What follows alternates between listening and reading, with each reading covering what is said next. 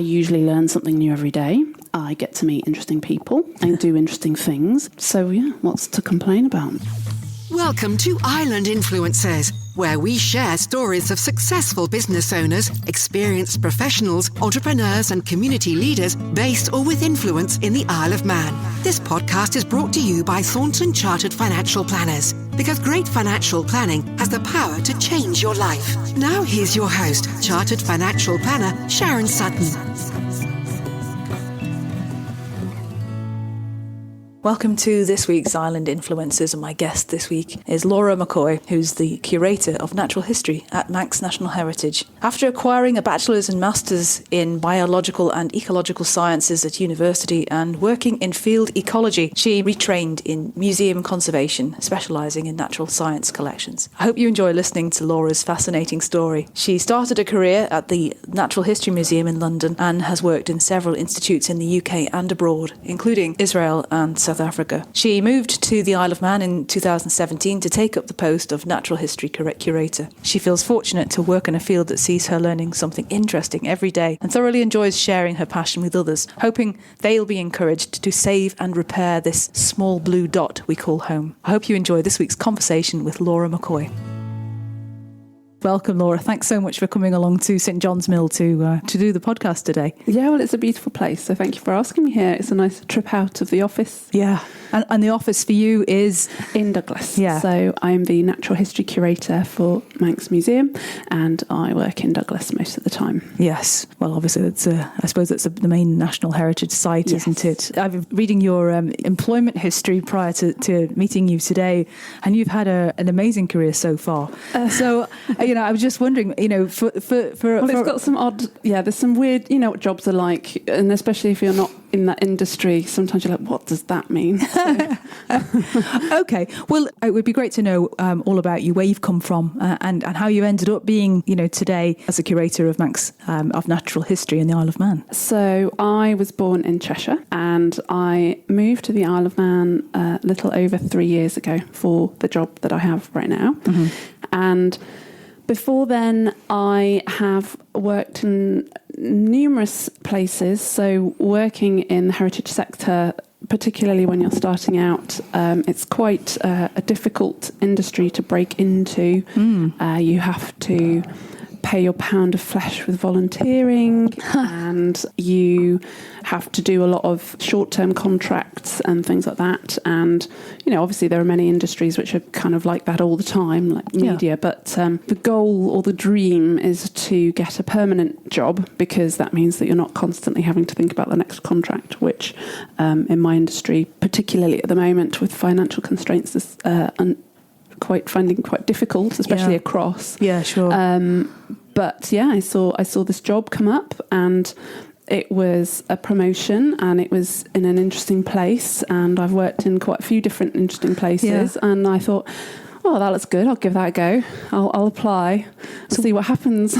And then I got it. So where did the dream come from to work in your field? Well, I've always loved natural history, even from being very small. My mum in particular, she was always sitting me in front of animal programs and things like that, and I just naturally loved watching them, as many children do. Many children find, as people get older, they sometimes become distanced from the natural world, but children automatically are fascinated and love gooey, icky, weird things. Yes. And frog spawn this time of year. My love of gooey, icky, weird things just continued into adulthood. Brilliant. So where did you go to school?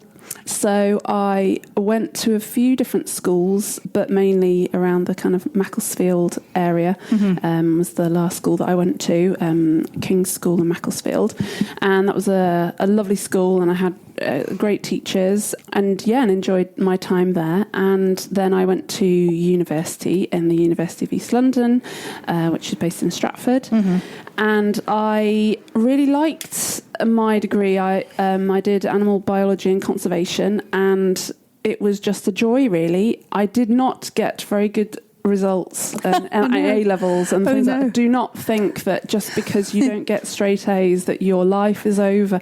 I do get friends that are parents with kids that are coming up through school, and the pressure on them, particularly, I don't know if it's just the generational thing, but or maybe a parental thing or a school thing. I mean, yes, of course, people want you to do well, but the pressure that children put themselves under now, that they have to have straight A's or they're going to fail, and it's all or nothing. And it's like, believe me, you can get really far on faking it till you make it.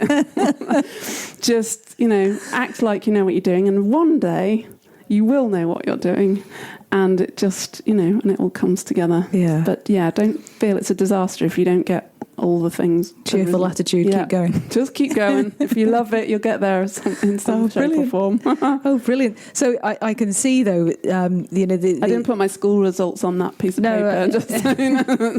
Only the jobs. No, that's fine. I mean, gosh, what a load of jobs. So I see what you mean about volunteering. So you were a volunteer assistant curator at the Natural History Museum in London, which for everybody who's been, an amazing place, from the whales hanging up to the dinosaurs. We got a whale. We have got a whale, yeah. and the tree, the big sequoia tree, the cross section. Amazing. Yeah, no, that was, wow. I mean, a life changing time being there. You meet the most incredible people and world experts, and everyone is there because they're filled with passion and they love what they do. I mean, they have the same gripes and moans that everybody does about jobs, but in general, some more than others. But in general, you're in this incredible place with a world-class, collection with people that are the best at what they do, and that helps to give you an insight into the industry. So it was. I mean, in some ways, I would say I was quite lucky. I was just I came in at a time just before. I think it's a lot more difficult now. There's so much pressure on the industry, and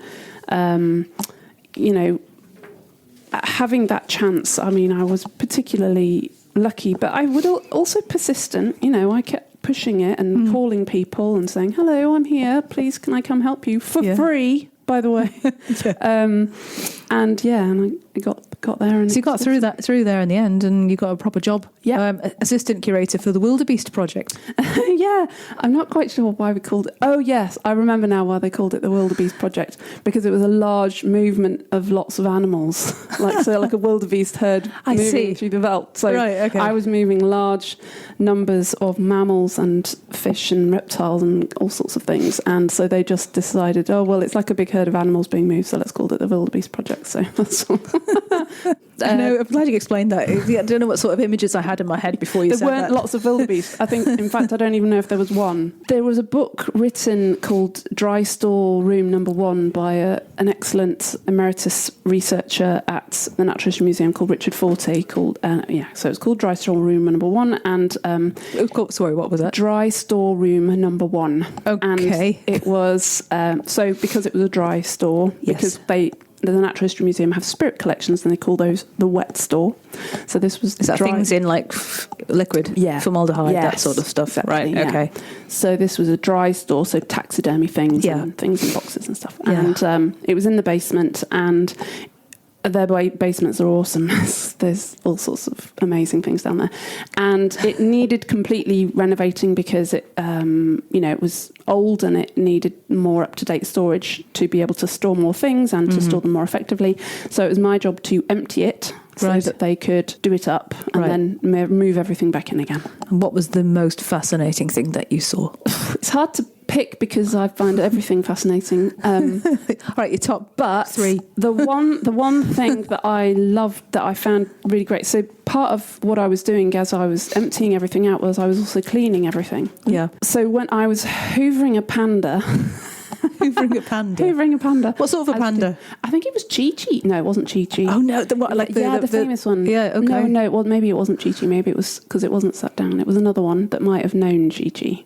I'm not sure. I can't remember. But it was quite old. It was quite an old, as in it'd been a specimen for a long time. Yeah. So I was hoovering this panda, which aren't as fluffy as you think. Like, people think that they look really soft, like almost chinchilla-like, but they're not. Their fur is actually fairly strong. Well, I guess it had been stuffed for a few years and might affect it. Yes, true. Yeah. Yes, and you do get embrittlement of hair when things aren't preserved right. But I was hoovering it, and there was all this glass in, like, because they've got very thick pelt, and I was kind of pulling it apart because there was all this glass in there, and I was like, what on earth is this? Who's been smashing stuff up in the store? So I collected as much of the glass together, and then I'd also found it on a couple of other things as well. Gosh. And I took it to my line manager, and I said, I'm finding all this glass. Yeah. What's all this about? And he said, oh, that was when the museum was bombed in Second World War.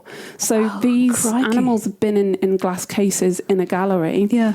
And during the war, there was a bomb that went off in South Ken, and all of the windows pushed in, and some of the glass still remained within the pelts, and so it was my job to clear it out. And I still have a tiny little bit of it in a bag. I saved some. I didn't put it in the bin. In fact, I gave out some to other people because it was such a cool story. Yeah, it is. And they loved having that little bit of history. Gosh. Well, thanks for sharing that. So that's a good story. So on from the Wildebeest Project, you how do you even say that? You became the zoo archaeology lab assistant at the Hebrew University in Israel. Yes, through the Natural History Museum, I met this wonderful lady called Leora Kolska-Horvitz, and she's a researcher in Israel and South Africa. She works in she's got her fingers in lots of pies. Yeah, and we just got on famously, and I was literally just, the person that was letting her in cupboards and showing her around and making sure that she was comfortable and that kind of thing. But we got on really well, and we went out for drinks and things like that.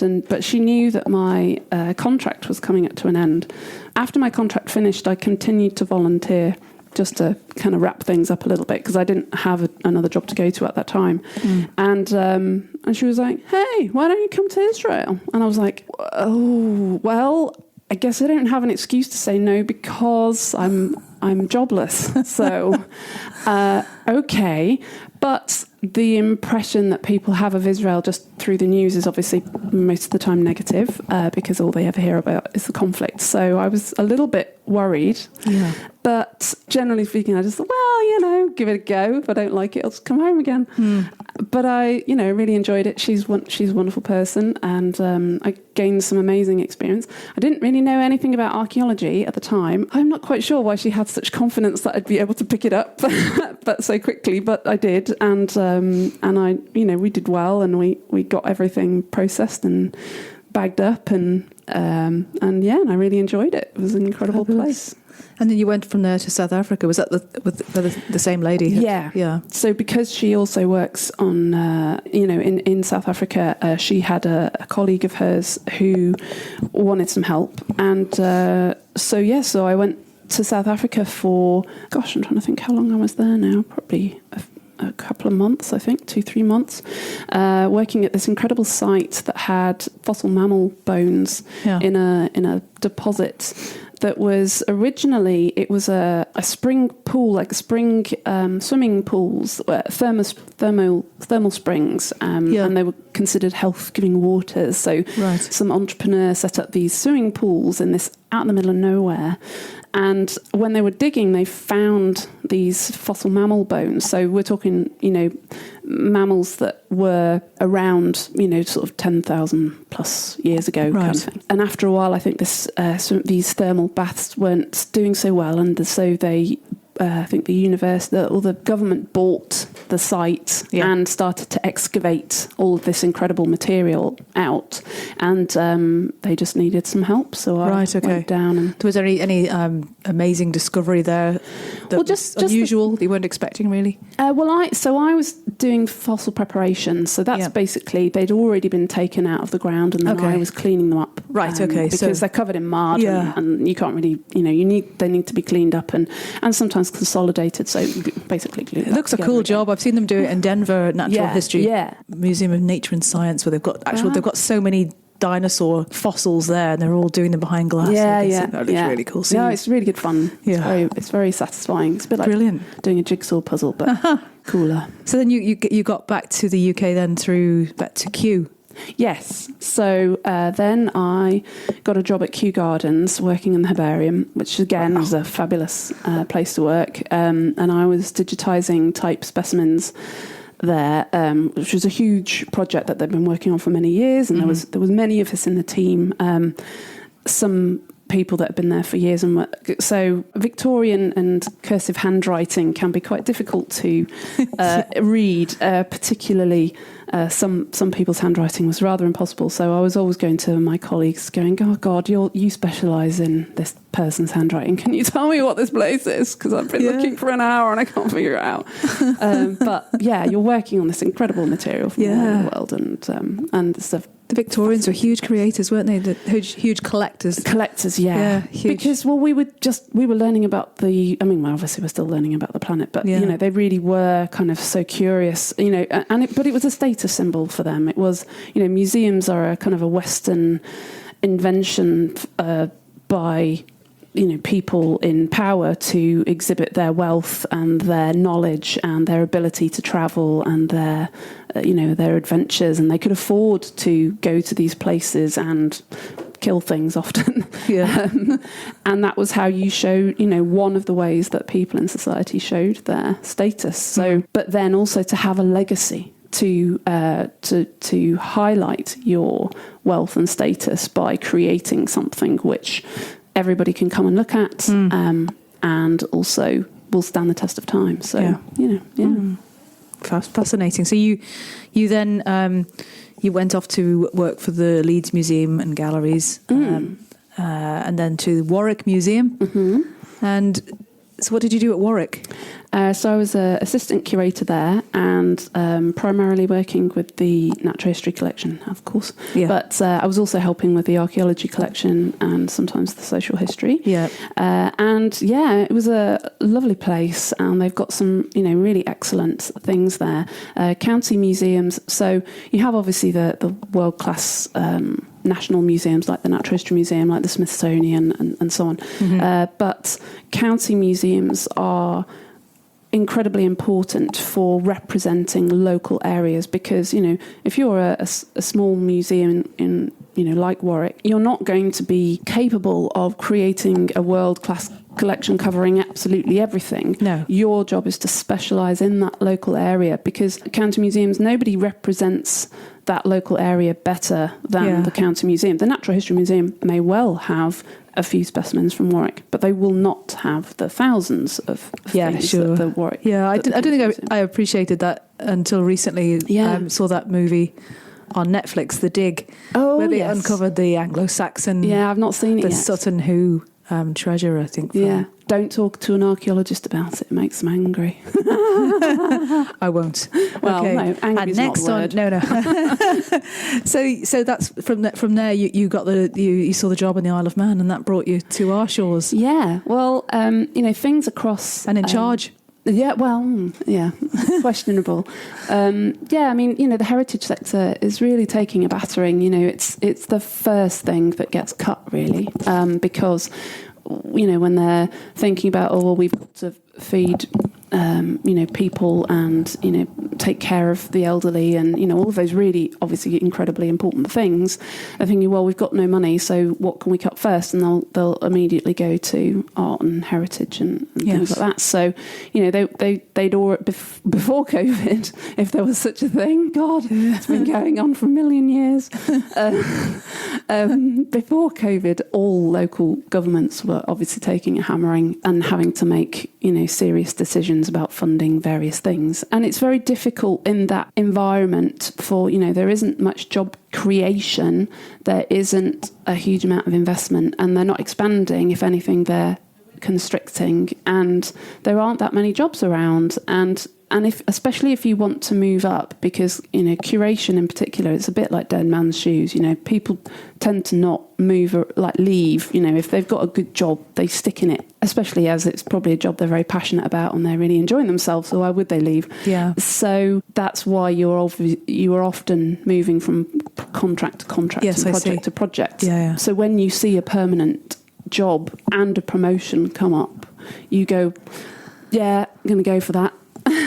And especially because I have a history of moving around quite considerably. I wasn't afraid of moving somewhere different or somewhere new. I was like, yeah, come on, bring it. Yeah, so pleased you made the move. Yeah. Yeah, great. And enjoying it. And I'd never been here before. Yes. I had no idea. And even after I came here for the interview, but it was, oh God, I think I was here for less than 24 hours. It turned up, it was evening, went to the B&B, did some revision, as you do, and did the interview in the morning, got on the plane pretty much straight away. So I hadn't actually visited the Isle of Man. I didn't know what the Isle of Man was like. Yeah. I just saw a good job and thought, yeah, I'll give it a bash. What's the worst can happen? I say that quite a lot, don't I? Yeah. Like, yeah, I'll give it a go. What's the worst that can happen?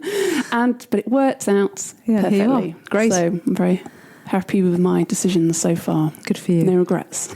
Yeah, great. Well, if you don't mind, I'll move on to the section of the podcast where just ask you a sort of standard series of questions, really. Yeah, so sure. Here's the one everyone dreads: the money question. Okay, so if you don't mind me asking, and I primarily ask this in my role, financial planning. So, what's your earliest memory of money? I would say probably the same as many people. It's when you get your pocket money when you're very small. And although I would say actually before I started to get pocket money, it was things like finding a 50p under your pillow if you lost a tooth. So, yeah. And then, but also I remember being very small and in my parents' bedroom, and I found £1 on the floor. And, £1 was a lot of money back then. And I found £1 and I was like, oh! So I took it to my dad. I was like, found £1. And he went, well, you found it, you keep it. And I was like, oh my God, so excited.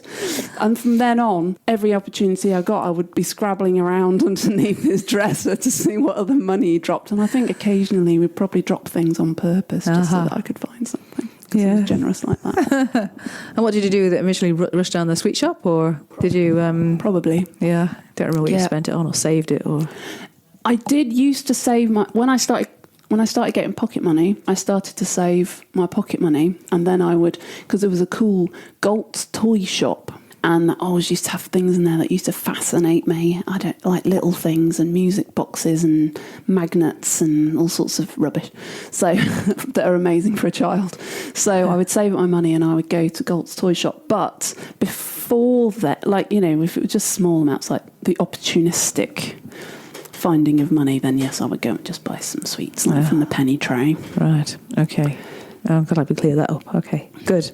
So, of all the things that you've done through your life so far, what's been the most fulfilling? This job, or as in my career, that's been my main focus for my whole life. I don't have children. I don't have any other kind of major things. I like reading and doing other things, but I guess, I don't know, lucky to have your hobby as your job. Yeah. I love natural history, so don't get me wrong, my job isn't like, it's not like a mile a minute, like, wow, it's, there's all the bureaucracy and the paperwork and all the general things and admin that everybody has to do. But I usually learn something new every day. I get to meet interesting people, such as yourself, and do interesting things and get out and about and network and, what's to complain about? Do you feel as though you're playing your part in saving the planet? I try to. I'm not sure how well I'm doing at the moment. But yes, I used to work. I started out before I worked in museums. My first job was in a planning department as the hedgerows and nature conservation officer. But I found the bureaucracy and the limitations on that incredibly frustrating. And I wasn't particularly a field ecologist. I wasn't one of those people that wants to sleep in a jungle and get covered in leeches and this all that. I've got plenty of friends that do that, but I find parasites fascinating, but I don't want them on me or in me. No, they stay in the jar.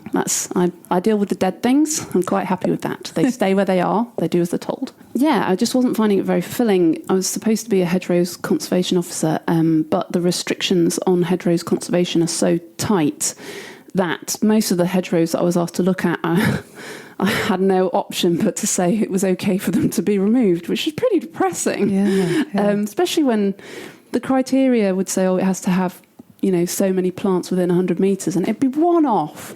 And I'm like, nah, you can take that out. I'd be like, but it's amazing. It's not fair. And so I thought, no, this isn't for me. But I still was so enamoured with the natural history. And I remember a visit to the Natural History Museum. And I remember asking the lady there, what did you do to get this job? And she went, I had to do a specific degree. And that, I don't know why, because it was just an off-the-cuff comment, but it stuck in my brain. So I left and I retrained. I went back to university and I did another degree because I was like, it's not working. And I felt that I had more to give, and it wasn't, what I was doing wasn't pushing my buttons. Yeah. So I think it's an important thing for people to realise that it doesn't really matter at what stage you're at. If you're not happy, change it. The only person that's going to make you happy is you. Yeah. And if you're not happy, then you've got to do something about it. So I did. Yeah. And what sort of sacrifices do you have to make to no do money? That? No money. Yeah. Yeah. No money. Lots of support from other people to allow me to do that. So yes, it was not a single effort by any stretch. I was supported by parents and things like that. Yeah. So, I was very lucky to be in that kind of situation. Obviously, there's not everybody has that support network, but I did. And so that was I am thankful for that. So I don't ever take it for granted. And that allowed me to retrain. And, don't get me wrong. I did work hard too, but sometimes it's not always that. No, there's sometimes an element of fortune as well. So yeah, no.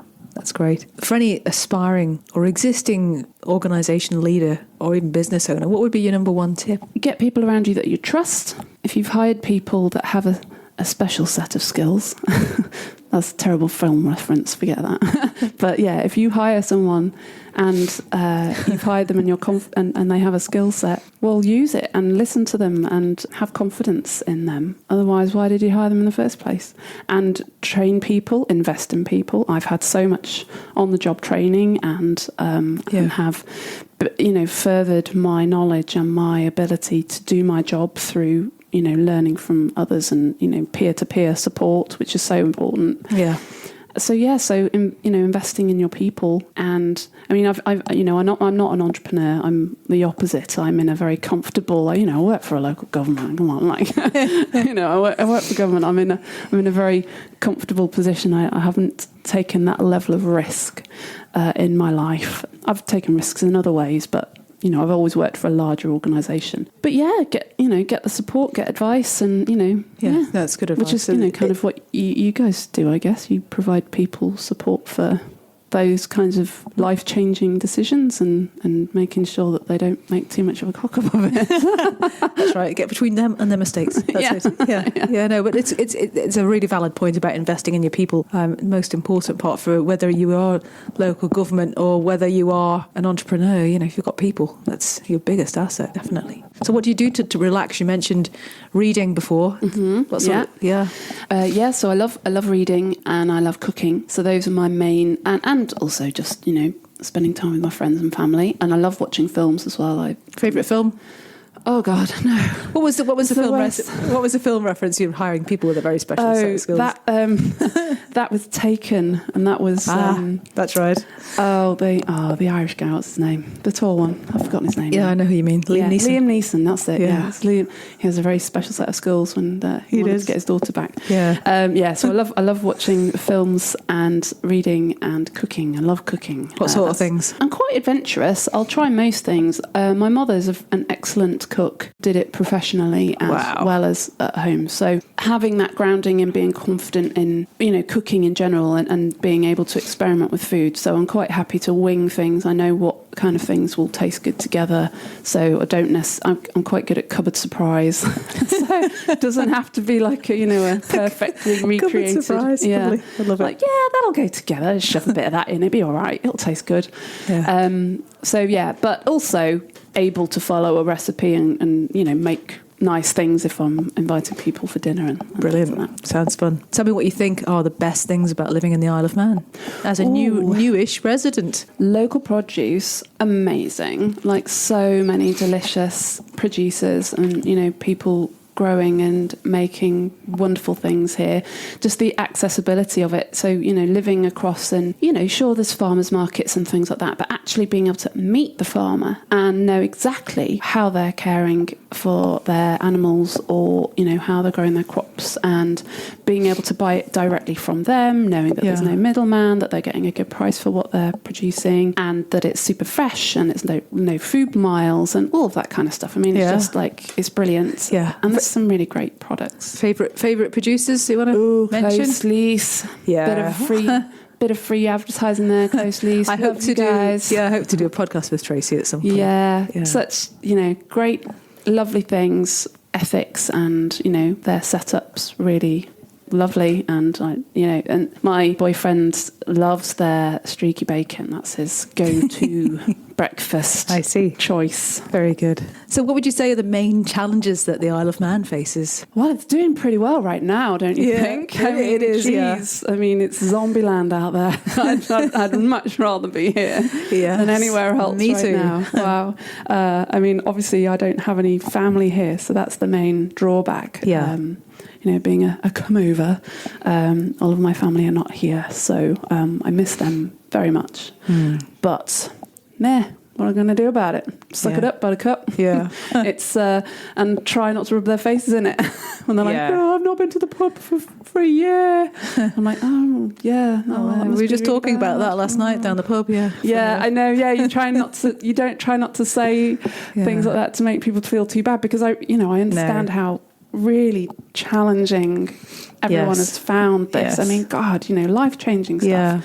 And we've done so well here. And so, it's kind of pride in that and how the communities pull together, and then at the same time trying to support other people that haven't had it the same way. Sure, but, challenges maybe in your role, being, natural history here, do we have any specific Isle of Man challenges that you're facing?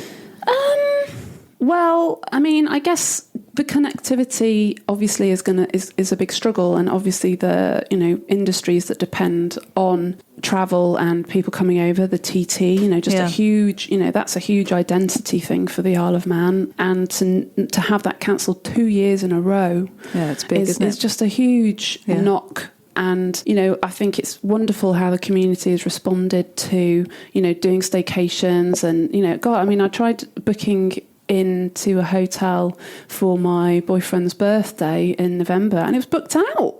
And this was like a weeknight. And I was like, you're kidding. This is amazing. I mean, I was kind of a bit sort of like, oh, God. But then at the same time, like, well done, guys, for like supporting industries that could be on their knees and are in other places. So that was cool. Yeah. I mean, not to say that, there's businesses that are, still really struggling, but the fact that, that we're trying to support each other as best we can. Yeah, I mean, are there any other solutions and opportunities that you could see that we're not, any ideas that you've come up with that? Oh, God.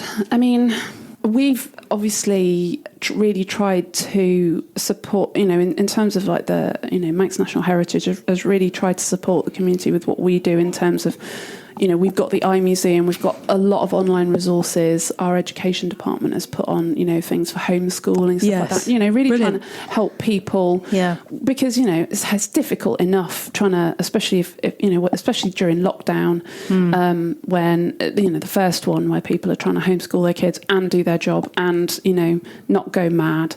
And, we were trying our best to help people, find creative ways of dealing with a difficult situation. So, and, just kind of supporting the community by helping, I think, I don't know, we've done... I'm not knowledgeable enough about other industries and things to, know who's taken really hard hits, and I'm sure there have been people. Yeah, but definitely. I think we've done pretty well. Yeah. And aside from the connectivity issue, which it's not really anything we can do about that. No. I do not want to think about if we just open the float and said, you can all come here on holiday, and then what the outfall of that would be, so I'm thinking, well, batten down the hatches, support each other, and we've already done that. So I think we're doing we're doing pretty well. Yeah. No, good. Thanks for that. So what have you got next planned in your life? Well, we're renovating our house at the moment. Okay. And that. So you're in Peel? Yes, we bought an old boarding house in Peel, which has just the most amazing views, and it's just a joy to wake up to see the sea and the sunsets and most days. Always, yeah, and not always, yeah. But we decided that we wanted to do quite a lot of changes and updating and things like that. I have renovated things before, and I know that things move more slowly than you would like for lots of different reasons, not including a pandemic. What a great time to say. And obviously, if you're depending on things coming from across, like double glazing units and all of that kind of thing. I think we're all in there. Yeah, sort of. So everybody, I really admire the people in the building trade that are, really trying to push forward and make sure that the supplies come in and stuff like that. So because they can, all these people across that have been limited in how they can make things, and factories and social distancing and trying to keep things running while so many of these restrictions are in place, and provide people with things. And so the builders have done pretty well to source things. Indeed. Yeah, okay. So have you books, have you read any books recently that you'd like to recommend to our listeners? Well, I was thinking, as trashy novels aside, if you just want some junk food for your brain, one of the ones that I read fairly recently was a book called Extraordinary Insects. Insects. Let me say that properly. So Extraordinary Insects. And she's a professor in Norway of entomology, and I did write her name on my hand because I'm terrible with names, and it's also a bit, it's not an easy one for me personally to remember. So it was Anna Sverdrup-Tegersen, I think. Anyway, never mind. It's okay. Extraordinary Insects, that's the main thing. Okay. If you Google, I did Google it before. And it came up. How easy is this for people to find? Yes. She is my job as a curator is basically to tell stories. That's the one, if I tell stories to enlighten people and to provide wonder. And what we provide is a kind of a passive learning. You don't have to come and learn about, kids might have to visit the museum as part of school, but people come to museums because they enjoy going to museums, or I hope that they enjoy because they learn amazing things. If they're provided with wonder. So that's so great deal. I was reading this book, and it's full of stories of wonder and incredible things. Like the smallest insect in the world is called a fairy wasp, and it's smaller than the end of your hair. It's a parasitic wasp, and it parasitizes other insects. So there was so many incredible stories in there. I was just reading it going, oh my God, taking all the notes for all of the things so that I can help share these incredible stories with people. Yeah. It was a lovely book, and very well written, very accessible. So don't think that you have to have a background or know about biology or any of these kinds of things. She's basically, in a very sort of David Attenborough style. So being able to communicate interesting and maybe complicated things, but because she's able to do it at a level which makes it accessible for as many people as possible, which is also my job, Yeah. If I start coming out with lots of complicated words and, I shut people down, I have to tell my stories so that as many people can engage with them as possible and find something interesting. Absolutely. So that's book, Extraordinary Insects. Thank you very much. And what's your favourite quote? I was reading that and I was thinking, God, I'm useless at these kinds of things. I never remember them. I hear incredible people say awesome things like, Maya Angelou and people like that going, oh, wow, she's so amazing. But I never remember them. So then I was chatting to a friend and colleague, Alison Fox, who is the curator of archaeology. And she says, well, my one is adventure is just bad planning. And that was from Roald Amundsen, who was the guy that went to the South Pole first. Yeah. And I thought it made me laugh. It was short. And it's kind of true. I mean, you get yourself in a situation like, oh, that didn't go better. Yeah, should have planned. I mean, life is like that. You don't want to end up in difficulty. If you planned it better, then you'd be good. you'd probably be all right. I suppose that's so funny. Yeah, very true. Yeah. Thanks. That's a really good one. No, thanks to Alison. Yeah, Alison, thanks. So, Laura, where can people go to learn more about you? You can go to the Manx National Heritage website. And of course, come to the museum. We are opening on the 13th of February, just Fantastic. before Valentine's Day. You can Isn't have a that nice? romantic walk through the galleries. Great place to have a first date, museums. Right. Yeah. Okay, this might go out after that, but you know. Yeah, but still, you know, it's a good place to, you know, you're walking and talking, you're seeing wonderful things, and you can talk to people about them. It's a good conversation point. Yeah. And the number of people that I speak to, they say, "Oh, I haven't been there since I was a kid," and they'll be like, you know, I'm like, "But that was quite a long time ago," and you were forced to go there. Yeah, when you've got kids, it's where you go. Yeah, Definitely. Yeah, but there's a lot of people that haven't been for a very long time, and I would say, well, we have some new things. Come look at our stuff. We've got cool things to look at. If you're lucky, you might even see a piece of glass that was in a panda. Well, we don't have any pandas, sadly. No. I know where one's in the basement. You know what? The lady that had the job before me was an excellent curator, and she did not leave any glass in anything. So yeah, I know, not had that to clear up. Good.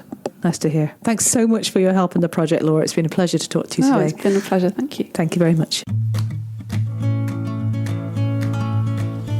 Thank you for listening to this episode of Island Influencers from Thornton Chartered Financial Planners. To find out more and for useful links, visit thorntonfs.com/podcasts.